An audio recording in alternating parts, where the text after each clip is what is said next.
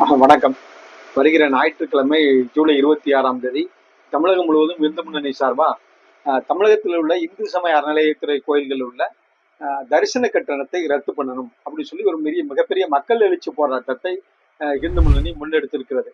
எதுக்காக இந்த போராட்டம் அப்படிங்கிறத யோசிச்சு பார்க்கணும்.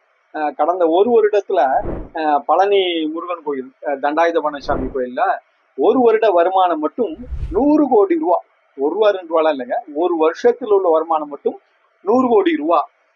திருச்செந்தூர் எடுத்துக்கோங்க. திருச்செந்தூருடைய சுப்பிரமணிய சுவாமி திருக்கோயில்ல, அந்த கோயில்ல ஒரு மாசத்துக்கு வருமானம் 4 கோடியே 84 லட்சம் ரூபா ஒரு மாச வருமானம். இது போக 1.5 கிலோ தங்கம் வருமானம் வந்திருக்குது. 26 கிலோ வெள்ளி உண்டியல்ல வந்திருக்கு.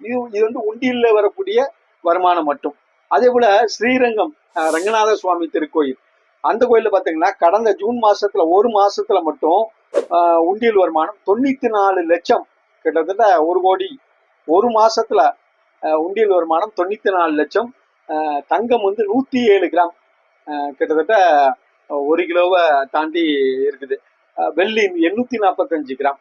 இவ்வளவு வருமானங்கள்ங்க. தமிழ்நாட்டுல பல நூற்றுக்கணக்கான கோயில்கள், பெரிய பெரிய கோயில்கள், அது சமயபுரம் மாரியம்மன் கோயிலாக இருக்கட்டும், மதுரை மீனாட்சி அம்மன் கோயிலாக இருக்கட்டும், திருவண்ணாமலை அருணாச்சலேஸ்வரர் கோவிலாக இருக்கட்டும், அறுபடை வீடுகளில் இருக்கக்கூடிய கோயில்கள், தமிழ்நாட்டில் இருக்கக்கூடிய அறநிலையத்துறை கட்டுப்பாட்டில் இருக்கக்கூடிய பல ஆயிரக்கணக்கான கோயில்கள்ல கோடிக்கணக்கான ரூபாய் உண்டியல் வருமானம் மட்டும் வருது.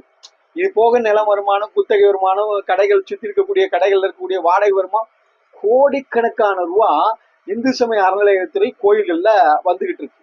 ஆனா இவ்வளவு வருமானம் வந்ததுக்கு அப்புறமும் கோயிலுக்கு தரிசனம் பண்ண வர்ற பக்தர்கள்ட்ட நீ 50 ரூபா கொடு, 100 ரூபா கொடு, அங்க உட்காந்து சாமி மணியடி சாமி பண்ணணும்னா நீ வந்து இவ்வளவு ரூபா கட்டணும், அபிஷேகம் பார்க்கணும்னா இவ்வளவு ரூபா கட்டணும், அர்ச்சனை பண்ணணும்னா இவ்வளவு கட்டணும், இப்படின்னு கட்டணம், சாமியை பார்த்து சாமி கும்பிடுறதுக்கு கட்டணம் கேட்கறதுங்கிறதெல்லாம் எவ்வளவு பெரிய அநியாயங்க. யோசிச்சு பாருங்க. கோயில்ல வருமானமே இல்லைன்னா கேட்கறது நியாயம். வருமானம் கோடிக்கணக்கான ரூபா வருமானம் வருது. வந்ததுக்கு அப்புறமும் கூட பக்தர்கள்ட்ட 100 கொடு, 50 கொடு, 20 ரூபா கொடு, 10 ரூபா கொடு, அது இப்போ இந்த அரசாங்கம் வந்ததுக்கு அப்புறம் பல மடங்கு அதை கூட்டலாமாங்கிற கேள்விகள்லாம் வேற வருது. இதெல்லாம் அநியாயமா தெரியலையா? நான் ஒரே ஒரு கேள்விதான் கேட்கிறேன். தமிழ்நாட்டுல பிற மதத்தினுடைய வழிபாட்டு தலங்கள் இருக்கு இல்லையா, எந்த வழிபாட்டு தலமா இருக்கட்டும், ஒரு சர்ச்சா இருக்கட்டும் அல்லது ஒரு பள்ளிவாசலா இருக்கட்டும், பிற மத வழிபாட்டு தலங்கள்ல எங்கேயாவது உள்ள போய் அவர்கள் வழிபாடு செய்வதற்கு கட்டணம் வசூலிக்கப்படுகிறதா? இல்லையே.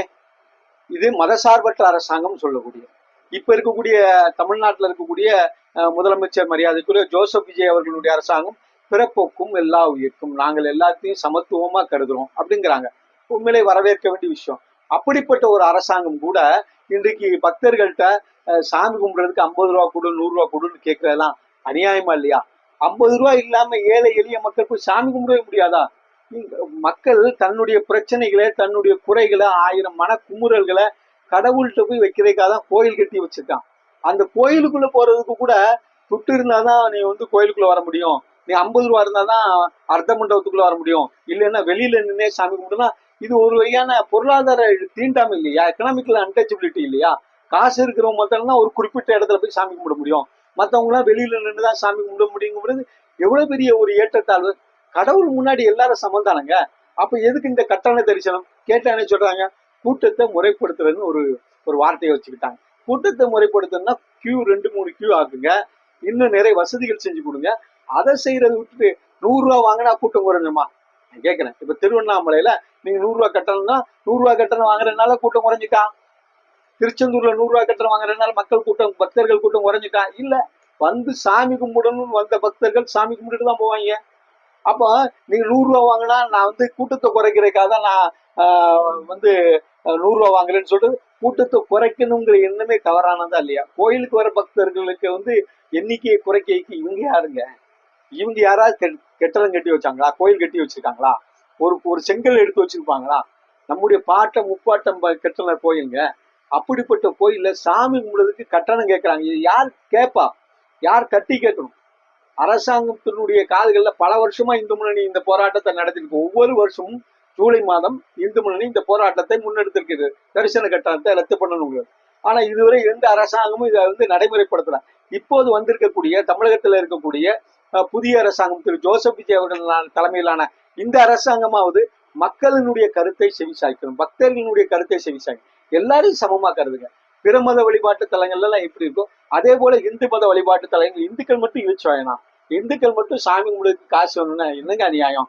முதலமைச்சர் ஜோசப் விஜய் அவர்கள் இதை யோசிக்கணும், அவருடைய கவனத்துக்கு கொண்டு போகணுங்கிறதுக்காக தமிழ்நாடு முழுக்க வரக்கூடிய ஜூலை 26 எல்லா மாவட்டத்திலும் தலைநகரங்களிலும் இந்து முன்னணி சார்பில் பக்தர்களை திரட்டி ஆன்மீக பெருமக்களை திரட்டி இந்து முன்னணி தரிசன கட்டணத்தை ரத்து செய்ய கோரி போராட்டத்தை நடத்துகிறது. அனைத்து பெருமக்களும் இந்த ஆர்ப்பாட்டத்தில் கலந்துக்கணும். இது நம்முடைய கடமை, நம்முடைய தலைமுறைக்கு செய்யக்கூடிய புண்ணியம். நம்ம கோயில நம்ம சாமி நம்ம கோயில் நம்ம தான் பாதுகாக்கணுங்க. நம்ம கோயில்ல சாமி கும்பிடுறதுக்கு துட்டு கேட்கறத நாமளே கேட்கலன்னா எழுத்து கேட்கலன்னா வேற யாரு கேட்பான்? அப்ப இது நம்முடைய கடமை. கோயில்ல போய் சாமி கும்பிடுறது மாத்திரம் நம்முடைய வேலை இல்லை, அந்த கோயில்களை பாதுகாப்பது, கோயில்களுக்கு வரக்கூடிய பக்தர்களை பாதுகாப்பது நம்முடைய கடமை.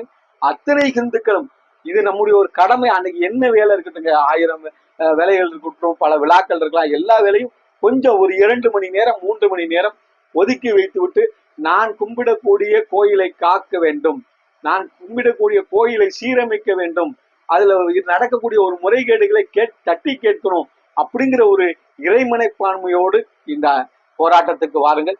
இது நாம இறைவனுக்கு செய்யக்கூடிய மிகப்பெரிய தொண்டு. இந்த ஆர்ப்பாட்டம்ங்கிறது இறைவனுக்கு செய்யக்கூடிய தொண்டு. இறைவன் முன்னாடி காசு வாங்கி பாகுபடுத்தி பிரித்து பார்க்கறது, தியேட்டர் மாதிரி கவுண்டர் போட்டு நீங்க இத்தனை ரூபா கொடுத்து அங்க வரலாம், இத்தனை ரூபா கொடுத்து அங்க வரலாம், இந்த சீட்ல உட்காரலாம், தியேட்டர் மாதிரி வைக்கிறதெல்லாம் அநியாயமான செயல். இந்த அநியாயத்தை இந்துக்கள் அனைவரும் தயவு செய்து வீட்டை விட்டு வெளியில வந்து நாம கேட்கணும். நாம் ஒன்றுபட்டு கேட்டால்தான் இதற்கு தீர்வு கிடைக்கும். அரசாங்கமும் இந்த மக்களினுடைய கோரிக்கையை ஏற்று இந்த தரிசன கட்டணத்தை ரத்து செய்ய வேண்டும் என்பதை வலியுறுத்தி வரக்கூடிய ஜூலை 26 போராட்டம் இது மக்கள் எழுச்சி போராட்டமாக, இது ஒட்டுமொத்த இந்துக்களினுடைய கோரிக்கை போராட்டமாக இருக்கணும்.